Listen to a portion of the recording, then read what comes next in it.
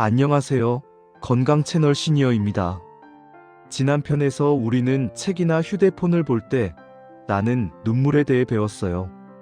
그것은 눈의 근육이 초점을 맞추려고 노력하면서 생기는 피로 신호였죠. 하지만 여러분, 눈물은 하루 중 일정한 시간대에만 나타나는 게 아닙니다. 오늘은 시간에 따라 달라지는 눈물에 대해 살펴보겠습니다. 특히 저녁만 되면 눈물이 많아지는 현상입니다. 혹시 이런 경험을 하신 적 있으신가요? 아침에는 멀쩡한데 저녁이 되면 눈물이 자꾸 흐르는 경험 말이에요. 아니면 하루를 보내고 저녁이 될수록 눈이 더 뻑뻑해지고 피로해지는 경험 말입니다. 혹은 저녁에는 글씨가 아예 안 보이는 것처럼 느껴지는 경험 말이죠. 많은 분들이 이런 증상을 단순히 저녁이 되니까 눈이 더 피로한 거겠지라고 생각하세요. 하지만 사실 이건 좀 더 구체적인 원인이 있는 신호입니다. 바로 하루 종일 누적된 눈 피로가 저녁이 되면서 한계에 도달한다는 신호거든요. 오늘의 주인공인 73세 이영희 할머니는 지난 3년 동안 저녁만 되면 눈물이 많아지는 현상으로 고생했어요. 할머니는 처음엔 나이 탓이겠지라고 생각했어요. 하지만 의료진의 설명을 받은 후 알고 보니 이건 하루 종일 눈을 혹사한 결과라는 것을 깨달았어요. 할머니가 눈의 피로를 체계적으로 관리하기 시작하자 정말 놀라운 변화가 일어났어요. 저녁이 되어도 눈물이 나지 않았고 저녁 시간도 활기차게 보낼 수 있게 되었어요. 그리고 가장 놀라운 건 수면의 질도 함께 개선되었다는 거예요. 오늘 영상은 눈물이 보내는 신호 시리즈의 5번째이자 우리의 일상 리듬과 밀접한 이야기입니다. 저녁이 되면 눈물이 많아지시는 분들, 저녁이 되면 눈이 더 피로해지시는 분들, 혹은 저녁에는 글씨가 흐릿해 보이시는 분들이라면 꼭 끝까지 봐주세요. 하루를 통해 눈의 피로가 어떻게 누적되는지, 그리고 어떻게 관리할 수 있는지를 함께 살펴보겠습니다. 저는 지난 3년 동안 저녁만 되면 눈물이 많아지는 현상으로 고생했어요. 가장 답답했던 건 아침에는 멀쩡한데 시간이 지나면서 점점 눈 상태가 나빠진다는 거였어요. 아침에 일어나면 눈이 멀쩡했어요. 신문도 읽을 수 있었고 손주들과 놀 때도 눈이 편했어요. 하지만 시간이 지나면서 눈 상태는 점점 나빠져 갔어요. 점심 무렵이 되면 눈이 좀 피로해지기 시작했어요. 눈이 뻑뻑한 느낌이 들고 글씨를 읽으려면 더 집중해야 했어요. 오후 3시쯤이 되면 정말 힘들었어요. 이때부터 눈물이 자꾸 흘렀거든요.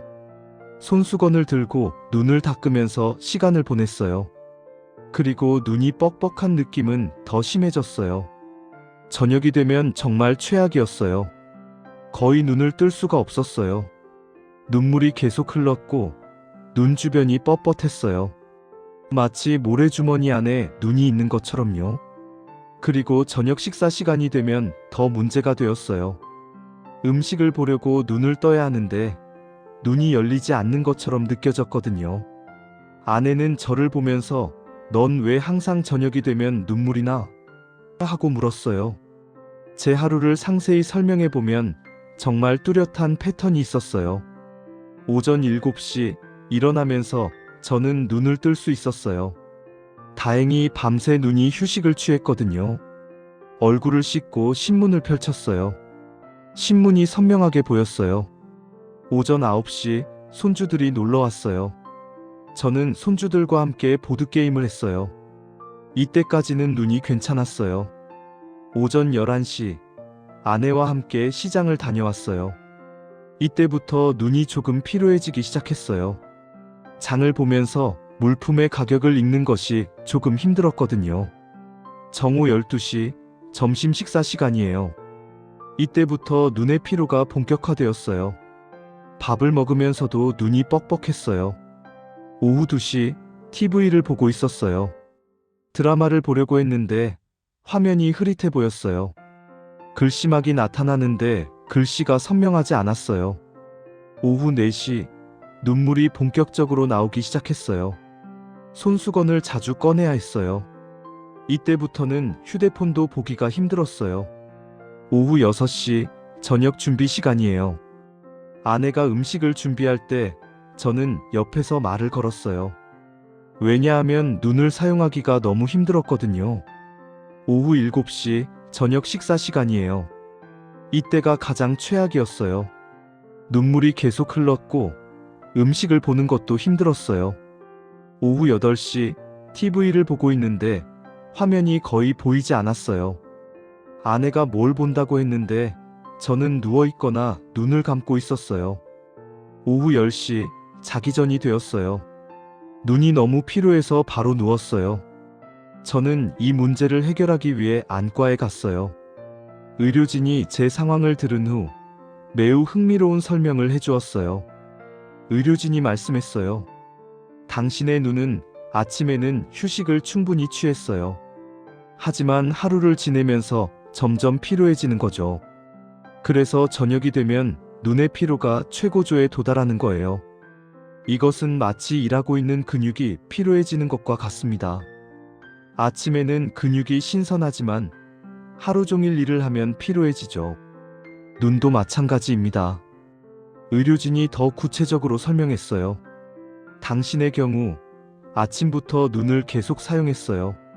신문을 읽고 손주들과 놀고 TV를 보고 휴대폰을 봤죠.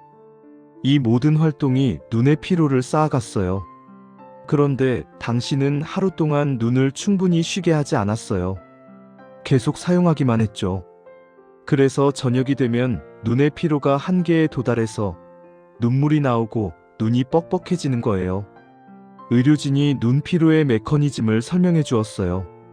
우리의 눈에는 여러 가지 근육이 있습니다. 초점을 맞추는 근육, 눈을 움직이는 근육, 눈꺼풀을 움직이는 근육 등이죠. 이 모든 근육이 하루 종일 일을 합니다. 초점을 맞추는 근육을 생각해 보세요. 가까운 거리에서 글씨를 읽을 때 이 근육은 계속 일하고 있어요. 계속 수축과 이완을 반복하면서요. 이것이 반복되면 근육이 피로해집니다. 의료진이 계속 설명했어요. 그리고 화면을 볼 때는 깜빡임의 횟수가 줄어들어요. 눈물이 눈 표면에 골고루 분포되지 않으니까 눈이 건조해져요. 건조한 눈은 더 피로해집니다. 또한 밝은 조명 속에서 오래 있으면 눈의 동공이 계속 수축해야 해요. 이것도 피로의 원인이 됩니다. 의료진이 그래프를 그려가며 설명했어요. 정말 이해하기 쉬웠어요. 아침 7시 눈의 피로도는 0입니다. 밤새 휴식을 취했으니까요. 오전 9시 신문을 읽고 손주들과 놀면서 피로도가 15 정도로 올라갑니다. 정오 12시 시장에서 물건을 보고 점심을 먹으면서 피로도가 30으로 올라가요. 오후 2시 TV를 보면서 피로도가 50까지 올라갑니다. 오후 4시 계속 TV를 보고 휴대폰을 보면서 피로도가 70까지 올라갑니다. 오후 6시 저녁 준비를 보면서 피로도가 80까지 올라갑니다. 오후 7시 저녁 식사 시간인데 피로도가 90까지 올라가요. 이제 거의 한계에 도달한 거죠. 오후 8시 이후 피로도가 100에 도달합니다. 눈이 거의 기능을 하지 못하는 상태가 되는 거예요. 의료진이 강조했어요. 이것이 당신이 매일 경험하는 일입니다.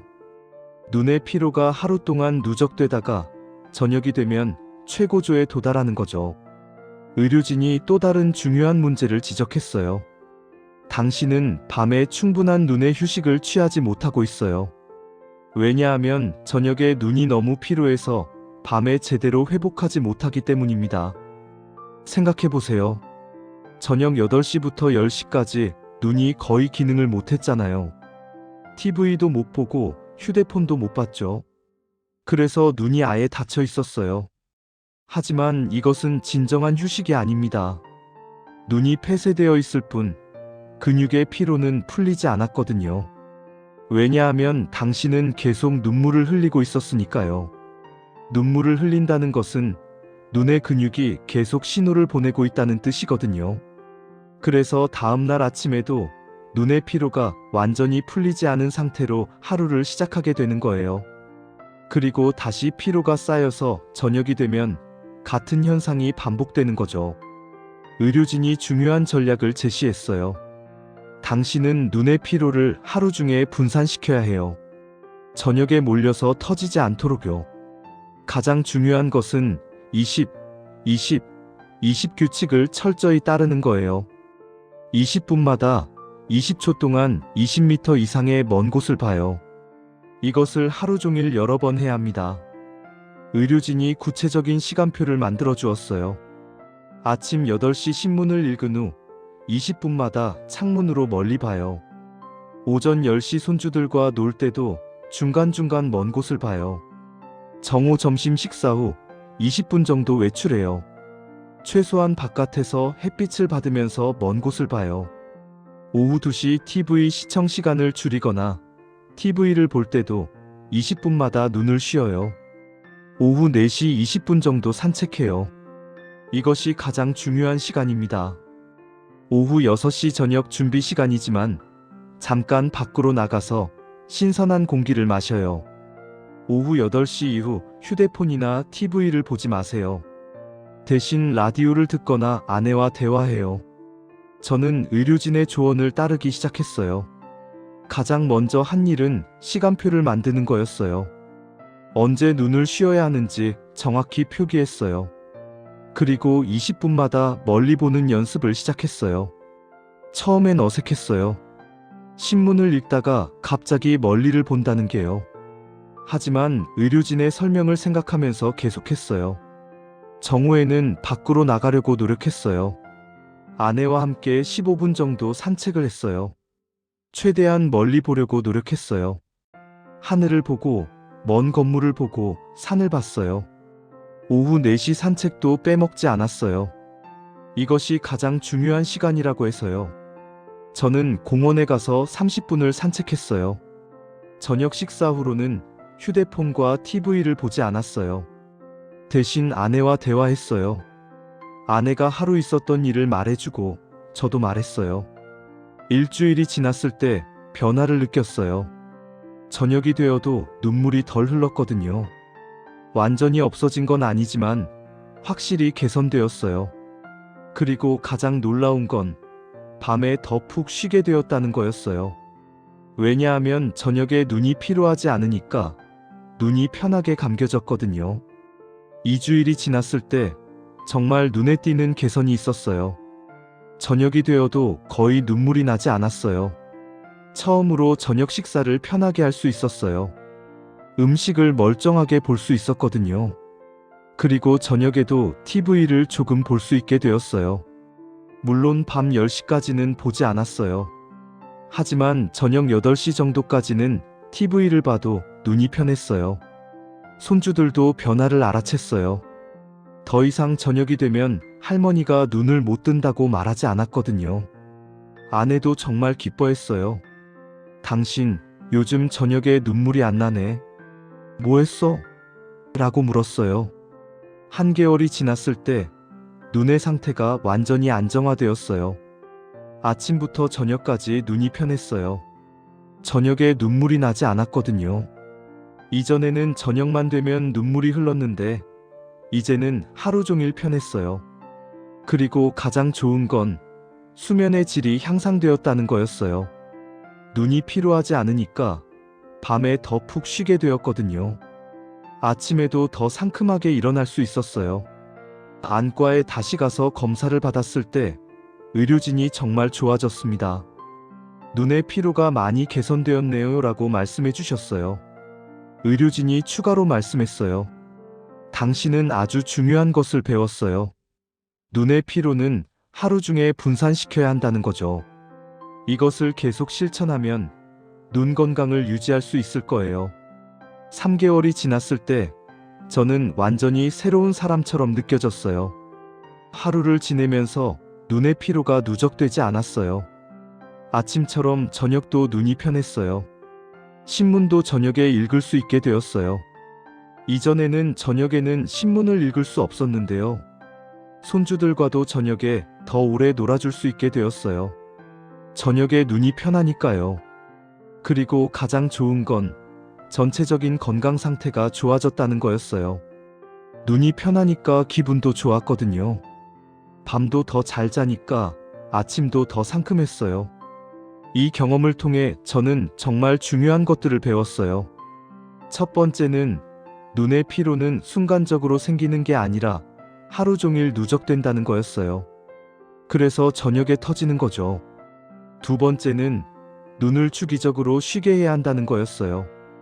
20분마다 멀리 보는 것이 정말 효과적이었어요. 세 번째는 야외에서 시간을 보내는 것이 눈 건강에 얼마나 중요한지 하는 거였어요. 햇빛을 받으면서 먼 곳을 보는 것이 눈을 회복시키는데 가장 효과적이었거든요. 네 번째는 저녁에 화면을 보지 않는 것이 얼마나 중요한지 하는 거였어요. 저녁에 눈을 쉬게 하면 밤에 더 푹 쉬고 다음날 눈이 더 신선해진다는 거죠.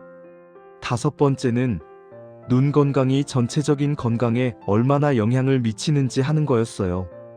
눈이 건강하니까 기분도 좋고 수면도 잘 자고 전체적인 건강이 좋아졌거든요. 여섯 번째는 일찍 대처하는 것이 얼마나 중요한지 하는 거였어요. 저는 3년을 고생했지만 더 일찍 안과에 갔다면 더 빨리 개선되었을 거라는 생각이 들었어요. 혹시 여러분도 저처럼 저녁만 되면 눈물이 많아지고 눈이 피로해지는 증상으로 고생하고 있으신가요? 그렇다면 이것은 하루 종일 눈을 혹사했다는 신호일 수 있습니다. 가장 중요한 것은 눈의 피로를 하루 중에 분산시키는 거예요. 저녁에 몰려서 터지지 않도록 말이에요. 그리고 기억하세요. 20분마다 멀리 보는 것, 정오에 밖으로 나가는 것, 오후 4시 산책, 저녁에 화면을 보지 않는 것, 이 모든 것이 정말 중요합니다. 여러분, 오늘 73세 이영희 할머니의 이야기 어떠셨나요? 저녁만 되면 나던 눈물이 실은 하루 종일 누적된 눈 피로가 한계에 도달했다는 신호였다는 거. 그리고 눈의 피로를 하루 중에 분산시키는 것만으로도 이렇게 큰 개선이 가능했다는 거. 정말 중요한 메시지 아닌가요?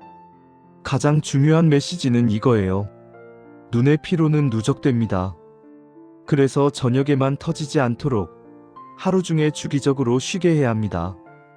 특히 다음과 같은 경우라면 더욱 주의가 필요합니다. 저녁만 되면 눈물이 많아지는 경우, 하루가 지나면서 눈이 점점 뻑뻑해지는 경우, 저녁에는 글씨가 거의 보이지 않는 경우, 저녁에 눈을 뜰 수 없을 정도로 피로한 경우입니다. 이런 경우들이 있다면 지금부터 눈의 피로를 분산시키기 시작하세요. 20분마다 멀리를 보세요. 정오에는 밖으로 나가세요.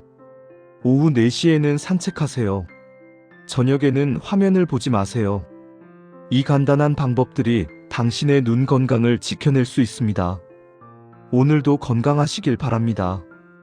이 영상이 도움이 되셨다면 구독 버튼을 꼭 눌러주시고 좋아요와 알림 설정도 부탁드립니다. 혹시 여러분도 저녁 눈 피로로 고생하고 계신다면 댓글로 공유해주세요. 여러분의 경험이 또 다른 많은 사람들에게 큰 도움이 될 거라고 생각합니다. 그리고 혹시 다른 좋은 방법으로 눈 피로를 극복하셨다면 댓글로 나눠주세요. 건강 채널 시니어는 여러분의 경험과 조언을 정말 소중하게 생각합니다. 다음 편에서는 눈물과 함께 두통이 생긴 분들 이야기입니다라는 주제로 찾아뵙겠습니다.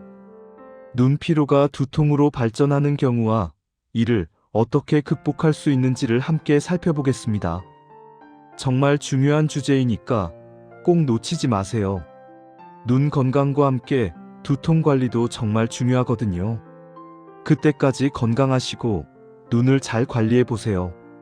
건강 채널 시니어였습니다.